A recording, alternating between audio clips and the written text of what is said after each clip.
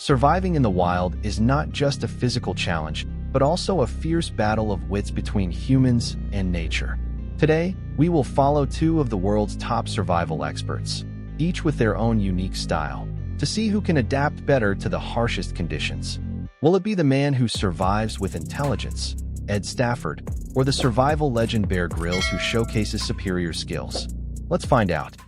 The rugged limestone mountains of Guangxi, China, are a nightmare for anyone attempting survival. But for Ed Stafford, it's just another walk in the wild. With no food or survival tools, he begins his journey with bare feet and a simple bamboo raft. Right from the start, challenges arise as he faces rough terrain and extreme weather. A black and white banded kite appears on his path, but with his survival expertise, Ed swiftly evades it and continues his trek. Continuing to climb mountains and wade through streams amid the thunderous roar of the storm, the urgent priority was to find shelter. He noticed a cave ahead, just the right size. After a tiring day with his energy completely drained, he got lucky when he spotted a cricket, packed with 80% protein. He couldn't pass it up and ate it on the spot, savoring its crispy and nutritious taste. Since the cave was cold and damp, which could cause his body to lose heat, he decided to find a dry, open spot nearby to sleep. Relying on years of survival experience, he spotted a plantain nearby, not only valuable for its medicinal properties, but also rich in protein and energy. He also found wood sorrel, but had to distinguish between the toxic and non-toxic varieties. Tasting a small piece, he noticed a sour, lemon-like flavor. Seizing the opportunity, he gathered as much as possible. Additionally, he found bright red snake fruit, a perennial herb with low sugar content but rich in vitamin C. Mixing everything together, he made a balanced vegetable salad, both tangy and sweet, packed with nutrition. But to survive in the wild, eating only wild fruits wasn't enough. He gathered some dry bamboo around him, preparing to craft a fire saw using bamboo. He used the friction between two dry branches to create fire. However, while the idea seemed promising, reality was full of challenges. Even after an hour, not a single spark appeared, and the sky was already nearing dusk. He calmed himself and reconsidered. Perhaps it was time to change locations. That night, he once again slept under the open sky, but misfortune always seems to target those already struggling. In the middle of the night, thunder and lightning suddenly signaled an impending storm. Sensing danger, he quickly moved into the cave, just as the sky unleashed a torrential downpour. A long night had passed. On the morning of the third day, his entire body was so cold that he could barely speak clearly. Unwilling to sit still, he decided to leave this dreadful place. On the way, he spotted a fallen plum on the ground. Tasting it, he found it delicious, exactly what he needed to replenish his energy. Nearby, there was a plum tree, and he quickly gathered all the ripe fallen fruits to fill his stomach. After that, he followed the river downstream. Relying on his years of accumulated wilderness survival knowledge, he quickly found a suitable place to build a shelter. Using bamboo to build the roof, he worked tirelessly without a break. Suddenly, thunder rumbled in the sky, urging him to speed up. He covered the roof with palm leaves to shield against the rain. Finally, just before nightfall, his shelter was ready to move into. Life was still far from complete, so he used the remaining materials to build a simple bed. Compared to the past 2 days, today marked a significant step forward. On the fourth day, he was awakened by the cold. It was time to make a fire to fend off the chill and rain. He set out to find dry bamboo as fuel. While searching, he unexpectedly encountered a highly venomous snake. This species was extremely dangerous and known to be cannibalistic for survival. However, they feared fire, which only strengthened his determination to ignite one. After more than 30 minutes of effort, the first small flames finally appeared. The joy of making fire surpassed even the feeling of seeing a loved one. He continued searching for food and discovered sweet, ripe silverberries. After eating his fill, he wrapped some up to take with him. At that moment, a smile appeared on his lips. He was finally warm. On the fifth day, he discovered a cave near his shelter. He quickly moved in to search for a source of protein. He lit the torch he had prepared earlier and stepped into the deep darkness. As the space grew tighter, a sense of unease crept in. The deeper he ventured, the more his anxiety grew. Fortunately, a ray of light finally shone into the cave, dispelling Ed's fear. Spotting a snail on the ground, Ed, being a food lover, knew that in survival mode, everything was a source of protein. He quickly gathered 32 snails and hurried back to his shelter. After fumbling around for a long time, he finally found his way out of the cave. On the way back to camp, he found a wild onion plant. Its strong aroma made it the perfect ingredient for tonight's meal. Wait a minute, these leaves look like taro. Just as he suspected, he managed to harvest a few taro roots, making tonight's meal even more satisfying. Using a bamboo tube as a makeshift pot, he bit into the taro to peel it, then boiled it over the fire for 20 minutes.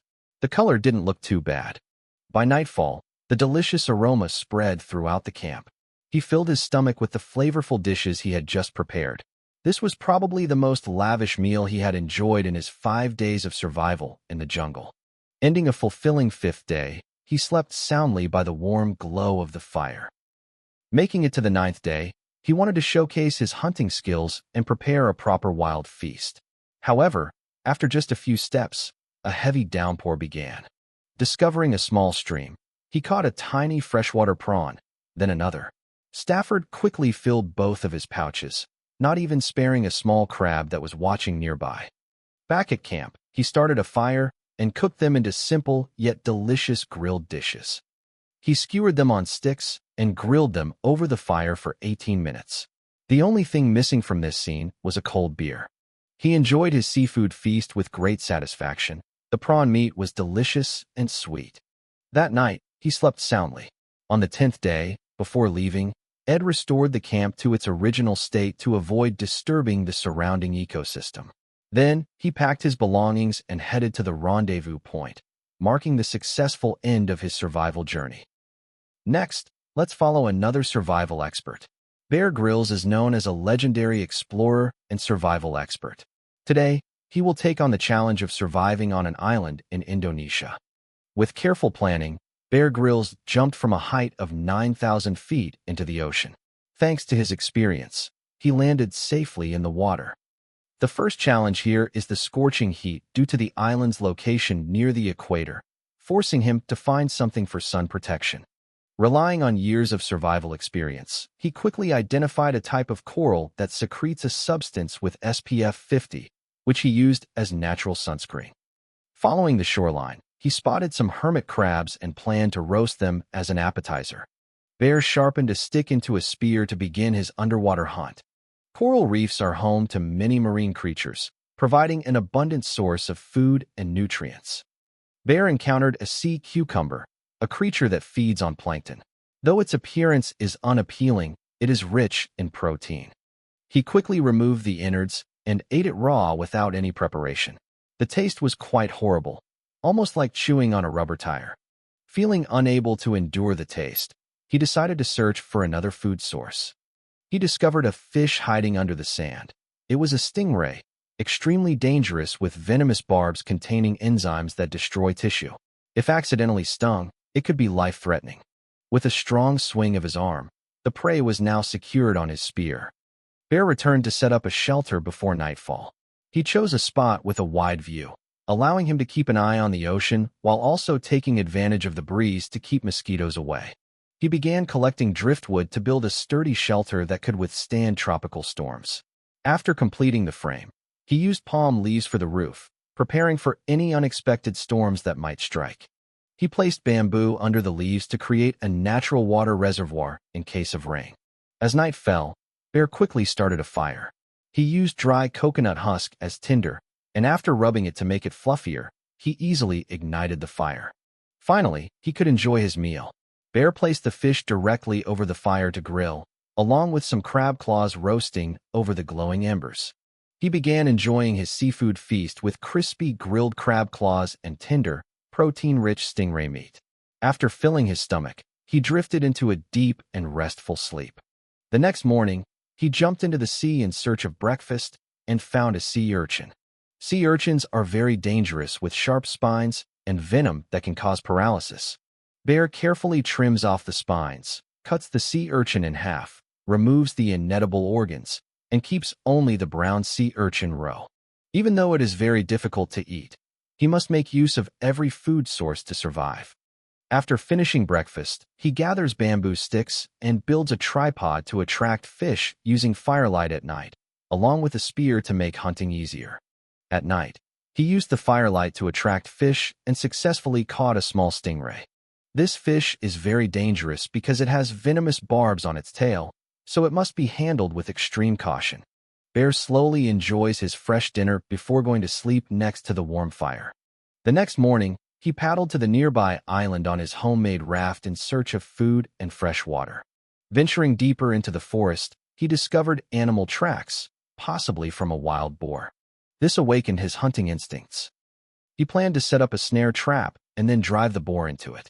After many efforts, a wild boar finally fell into the trap, and you can probably guess what happened next. A delicious roasted wild boar feast was about to be served. He returned to camp, but had to be cautious because sharks could smell blood from miles away. So, he had to swim back as fast as possible toward the camp. At the camp, he built a simple meat-smoking rack using branches. He processed the wild boar meat and smoked it to remove moisture, extending its preservation time. As night fell, he enjoyed the grilled wild boar meat deliciously. On the morning of the third day, a heaven-sent rain eased Bear's tough life on the island. After the rain stopped, Bear began searching for food. He used a plastic bottle and a clear plastic sheet to create improvised goggles, allowing him to observe the seabed and improve his hunting efficiency. Look, there are so many fish down below. He takes a deep breath and carries a rock to help him dive down more easily. The coral reef is home to over 2,000 species of fish. Some feed on the coral, while others hide to evade predators. After some searching, Bear spots a pair of large lobsters beneath the reef. Catching lobsters is no easy task. Bear tries to chase it out, but the lobster darts away like a bullet, quickly escaping. He surfaces to catch his breath. After resting for a moment, Bear dives back down, determined not to let it escape this time. Finally, he catches the lobster and brings it to the surface. The big, plump lobster looks so delicious that anyone would crave it. He brings it back and grills it over the fire, savoring the fresh lobster meat. Its flavor is even better than a five-star restaurant. Have you ever tried a dish made from lobster? Let me know in the comments. On the fourth day, Bear heard the sound of an engine. He rushed to the shore and spotted a fishing boat in the distance. And with that, his survival challenge came to a successful end. At -30°C, all animals are protected. How will Bald Guy survive in this harsh environment? Let's find out together. This time, Ed has traveled to China for a survival challenge. The challenging location is Changbai Mountain in Jilin, where temperatures drop to -30°C. All animals here are protected, and hunting is completely banned. What can Bald Ed eat in this harsh environment? After saying goodbye to the staff, he began this challenge. Changbai Mountain is covered in snow all year round. The daytime temperature is -10°C, while at night, it gets even colder, dropping to as low as -40°C. It looks like Ed's ordeal is just beginning. A snowstorm is starting to form around him. Not wanting to be buried by the heavy snow, he quickly searches for a suitable camping spot. The snow is about 60 centimeters deep, making every step he takes extremely difficult. If Ed doesn't find a safe spot before nightfall, he risks encountering a mountain tiger. This northeastern tiger was spotted last month and is known to live nearby. After walking for a while, the snowstorm intensified. To keep his body warm, Ed came up with a clever plan. He decided to dig a snow cave for the night. The idea was to pile up a large mound of snow, then dig a hole inside and crawl in. He started digging into the snow beneath his feet. Exhausted, he switched to rolling the snow to make it easier. After an hour of hard work, his creation was finally complete. To let the snow naturally harden into ice, Ed took the opportunity to search for materials to make snowshoes. These Y-shaped branches seemed perfect. He climbed a tree and used his weight to snap them off. As for the bindings, he decided to use nearby vines as a substitute. One advantage of this place is that he won't have to worry about a water shortage. This natural snow water is easy to drink, no different from mineral water. Heading back to the spot from earlier, now he just needs to dig a hole and crawl into the snow cave. He crawled inside to test it out and found it quite spacious, but still very cold. He decided to lay some branches on the ground for insulation. Then, he started crafting a pair of sandals from the branches. He put them on to test, and the results were quite good. He was so delighted that he couldn't stop laughing. As night approached, fearing suffocation while sleeping, he used some branches to make a hole in the roof for ventilation. He placed his backpack in front of the entrance as a barrier and ended his first day on the island. After sleeping until 8:30 a.m. the next morning, he knew that staying on the mountain peak would eventually lead to starvation. He decided to move toward the foot of the mountain. Putting on the sandals he had crafted the day before, he set off on his journey. After walking for a long time without finding any signs of protein, he finally heard something. Looking down at the ground, he spotted a fallen pine cone. Using his teeth to crack it open, Ed ended up crushing it. The seeds inside were rich in fat and protein. But that wasn't enough for this harsh survival journey. Before moving on, he gathered as many pine cones as possible, just in case he couldn't find another food source. Feeling thirsty after eating so many pine nuts, Ed found a small stream and immediately bent down to drink, quenching his thirst. If hunting is prohibited here, the only option left is fishing. So, Ed decided to follow the stream downstream. Once he found a larger river, food would no longer be a problem. After an hour of walking, he discovered the first living creature. He could only stand there helplessly, as hunting any animals was strictly prohibited in this place. He just wanted to quickly leave this heartbreaking place. As night fell, finding a place to stay became a big problem. Just in time, the drooping branches beside him turned out to be the perfect spot for a campsite. He simply shook off the snow clinging to them, then gathered 10 fir branches and leaves to set up a roof. Using the wood he found, he laid them across the snow on both sides, creating a comfortable single bed. After struggling through the night, he packed up his belongings the next morning, constantly coming up with new ideas. Today's mission was to find a long-term shelter and a suitable spot for fishing. After walking 2 kilometers, he reached a frozen river. Taking a risk, he decided to cross it quickly to find a suitable shelter. After walking a short distance, the surface suddenly collapsed in one spot. Luckily, it was just the edge, so he was unharmed. Fortunately, he managed to cross safely. Next, Ed just needs to find a spot where he can both set up camp and fish. Here it is, a river.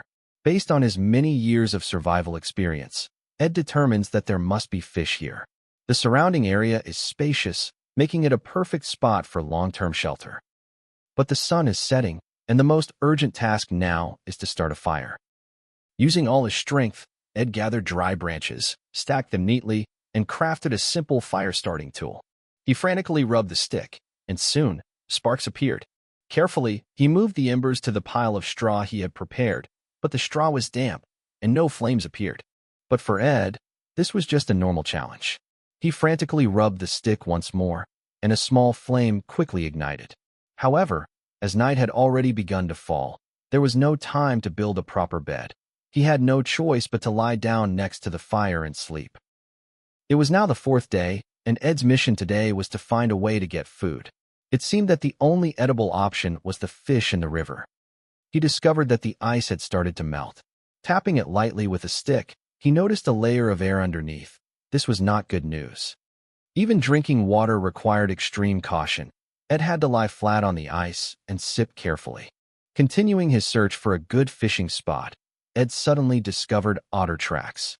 Following the trail, he eventually found the spot where the otters had been hunting. There were even leftover fish bones scattered around. As everyone knows, otters carry bacteria all over their bodies, and so does their food. However, these fish scraps couldn't be wasted. The only option was to take them back to camp and cook them before eating. Now that he had food, the next step was to build a long-term shelter. He planned to construct a hut with a slanted roof. 2 logs were used as supports, with a horizontal beam placed on top. He then stacked tree trunks and branches continuously from the back. Finally, he spread a thick layer of fir branches, completing the shelter.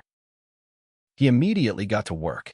While collecting materials, Ed unexpectedly got lucky. He found a wild beehive on a dry tree. Without hesitation, he took some honey and put it in his mouth to replenish his energy. The shelter is almost complete. It just needs a bit more straw, and it's done. The shelter is almost complete. It just needs a bit more straw, and it's done. After a busy day, Ed begins preparing dinner. Using the pine cones he had collected earlier, he carefully picks out each seed and crushes them to prepare his meal for the night.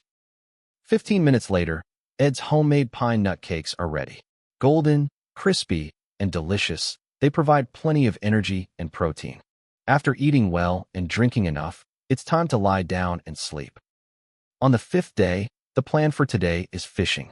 Initially, he wanted to use tree bark as a fishing line, but it was still too brittle to be useful. Having no other choice, Ed resorted to his secret weapon. He took a bandage from his first aid kit and carefully pulled out the cotton fibers to make a fishing line. As for the hook, he simply used a safety pin as a substitute. The animals of Changbai Mountain seemed very friendly. As soon as they saw Ed approaching, they all ran out as if to greet him. After everything was ready, Ed approached the ice, using a fallen branch to sweep away the layer of snow. Next, he used the branch to carve a hole in the ice surface, preparing for fishing. Suddenly, the ice beneath his feet collapsed, causing him to fall into the freezing sub-zero water. Fortunately, he managed to climb back to shore. Thank God. Just escaping from death, he was now too cold to continue fishing and had to quickly return to the camp. Ed hurriedly took off his soaking wet clothes and placed them near the fire to dry. In no time, he had stripped off all his clothes. After changing into dry clothes, his body temperature gradually warmed up. This gloomy mood lasted until the evening, and he ended the 5th day feeling down, with no new progress made. It was now the 6th day. After a night of resetting his mindset, Ed felt rejuvenated and ready to take on new challenges. He eagerly went to the ice to check his fishing trap, but sadly, not a single fish had taken the bait. He reset the fishing trap and returned to camp, hoping for a miracle to happen tomorrow. Early on the morning of the 7th day, Ed nervously headed to the ice to check his fishing trap. It seemed like the fish, after watching him chew on pine nuts for 6 days, took pity on him and decided to send one of their own his way. Look at this. It's a beauty, an absolute beauty. Ed cheered with excitement. This was the first time he had ever caught a beautifully striped salmon. The best way to eat wild salmon is by steaming. But since he doesn't have a pot, Ed will steam it in his own way. He soaked some moss in water until it was wet, then layered it over the campfire. The fish was placed in the middle of the moss. This way, he could create a natural steamer. 15 minutes later, the special steamed salmon was ready. The meat had a light pink color and a tender texture. Eagerly, he took a bite of the fresh, delicious fish. Ed's life had finally settled into a routine. For this challenge, he didn't expect luxurious meals. He only hoped to live like a king in this wilderness. In the coming days, Ed only needed to go fishing to survive and overcome this challenge. This marten had become Ed's best friend, occasionally coming over to learn his top-tier fishing techniques. Until the 10th day, Ed dismantled his shelter and extinguished the burning campfire to prevent wildfires. After restoring the surroundings to their original state, he concluded his 10-day survival challenge in Changbai Mountain. Thank you all for watching. Goodbye.